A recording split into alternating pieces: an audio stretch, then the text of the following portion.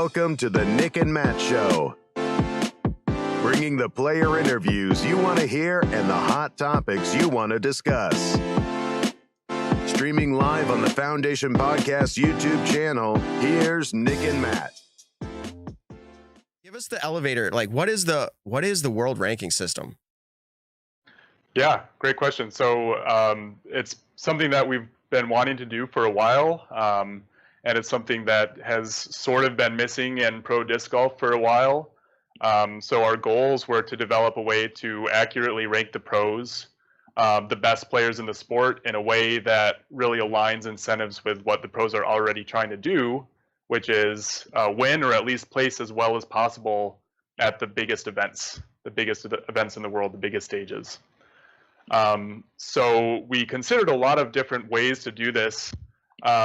Some of the methods that are used, for example, in golf and in a lot of other sports, are sort of point-based methods. You get points for maybe winning an event or for beating a certain tier of player or something like that, and you accumulate points by playing and doing well at these events. Person with the highest points is ranked the best, or maybe you take an average and drop some events or something like that. Mm-hmm. There are other methods out there, though, that are used for other games and other sports. The one that we settled on, and it's not exactly what we're doing, but it's called the Elo Method. It was invented for chess, and the essential idea behind it is each player maintains an internal rating, not the PDGA rating, but something totally separate. And as they play games, as they play events, their rating goes up or down depending on how they perform in those events. So if they outperform expectations, their rating goes up. If they underperform, their rating goes down. And the amount that their rating goes up or down is proportional to how far they outperform or underperform expectations. So if you go play a chess match against somebody who's way worse than you and you crush them, then sure, you get some points, but barely any. But if you score a great upset against the best chess player in the world, then your rating goes up by quite a bit. So that's the basis behind our system, and it's not exactly the same Elo system as chess. The problem there is Elo for chess is developed specifically for two-player games, 1 versus 1, mm-hmm. and disc golf obviously is a mini versus mini game. So we kind of reinvented that algorithm from the ground up to accommodate for the many versus many scenario. But it's the same idea. If you finish better than your expectation, then your rating goes up proportional to how much better you finish. Okay. So at this point in the development of this, because it's fairly new, it seems pretty subjective. Because, yeah, we have stats, but the reality is, I feel like at this point we're saying, did they perform better? Did they not? What are we basing that off of right now? Because are we developing that? Are we tracking it? Is it going to keep getting better? Is right now, would you say, what would you grade right now as performance? Like, how is it playing out? Do you think it's accurate right now? Right. So the metric that we base strength of field or performance or expected finish on is the system itself. So the way that it works is we go back in time for a while and we pretend that everybody's exactly the same. And then we run this algorithm against all of the events that have been played, and people kind of filter out into their places. So if somebody just goes on a tear and wins 10 events in a row, they're going to rise up. Their rating is going to go up, and therefore they're going to be considered a better player. So it's all this internal measurement, the system playing against itself. So one of your questions was about strength of field. At the moment, we don't have a way to put just a number on the strength of field for a particular tournament. That's something that we've been thinking about developing and trying to develop, which would be great to see. Like, if we could compare Silver Series versus Elite Series and say, well, this event, even though it was a Silver Series, it had a stronger field than this Elite Series or something like that.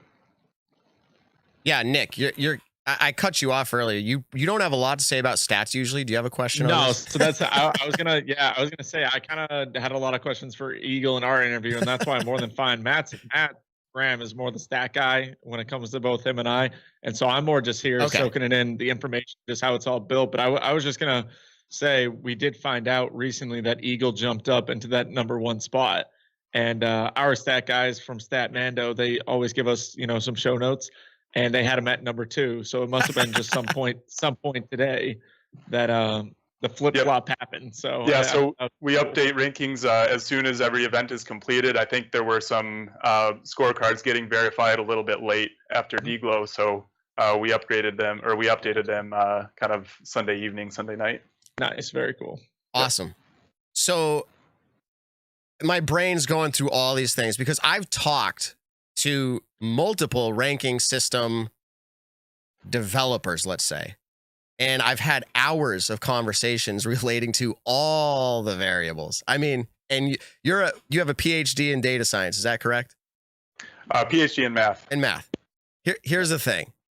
I have no chance. Like, that's not me. But I like to think, and I have a few questions on this. Like, I'm sure you have something planned in there for like anomalies, right? Paul Macbeth hurts his ankle, but he decides to play it out. Like, does somebody get 1,000,000 points for beating him? Yeah, good question. So a couple points on that. First of all, if he does break his ankle and decide to keep playing, then yes, anybody that beats him is going to get a boost. However, there are a couple things mitigating that. One of them is the underlying probability distribution for what we say is player skill, which is kind of a nebulous term, but we assume that probability distribution is skew right. And what that means is we expect that underperformances are going to be more common than overperformances. It's really hard to win a disc golf tournament. It's a lot more common to play a little bit under your expectation than it is to play over your expectation.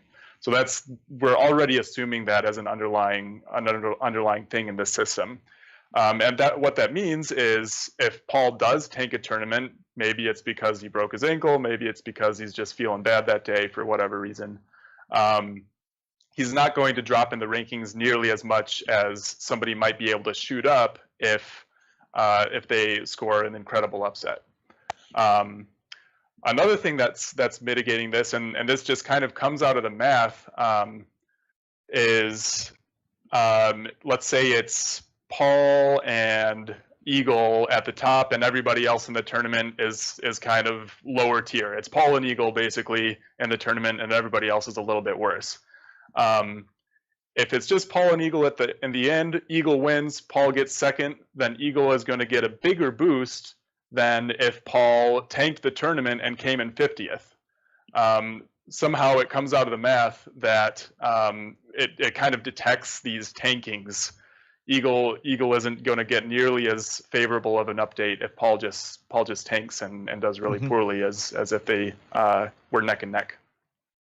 Yeah. Okay. So there's a lot of questions coming in the chat here. I want to try to cover as much as we can in the short time that we have with you guys. So I want to get this one out of the way. It's been out there. It's been all over the internet. People did laugh emojis. Are you kidding me? Now, granted, people do that about our show too. Okay, so it's like it happens to everybody, right? So, Kristen, Evelina Salonen, how in the world is she ranked #1? Now, before you answer that, my perspective is that she could be, but I personally feel like, and I would love for you to, give your side of it. She could be, but I don't know that we have enough information to say she's better than Paige Pierce in the world right now. She could be. Yep. So what do you think? Yeah. I mean, we kind of have a similar perspective. We definitely think it's feasible for her to be #1. The algorithm puts her at #1. We're not putting her there by hand. A little bit of a disclaimer.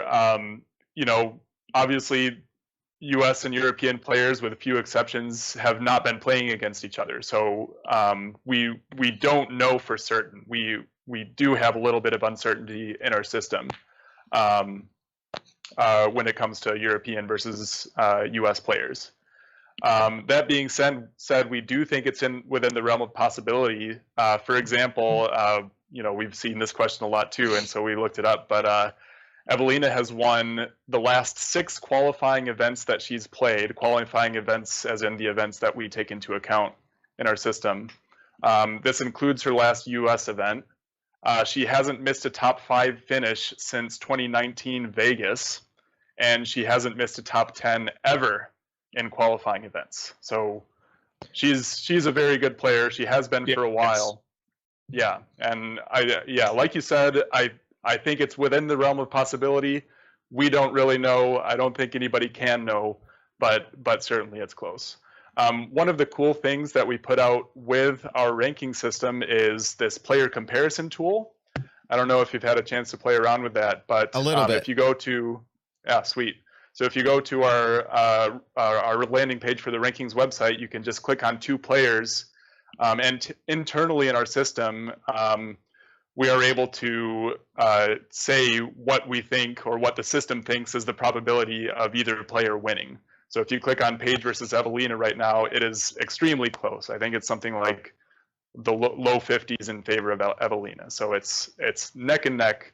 Any event could change that matchup, I would say. Okay. Yeah, I think especially that's the matchup that we kind of want to see all year right now. Yeah. And I was kind of like, a lot of people I think in the world who use the UDisc app was kind of like, okay, how can we really tell that Evelina is number 1 in the world? But I guess if it goes off of those qualifying events that you're talking about, and then the stat of she's never missed a top 10 in any of the qualifying events, or she's been top 5 in a large majority of them, I mean, that's pretty insane in and of itself. And she has come over to the U.S. She has won tournaments here in the U.S. So, I mean, I think, needless to say, we're all looking forward for her to come back and to be able to battle with Paige, Katrina, Kristen again at these events.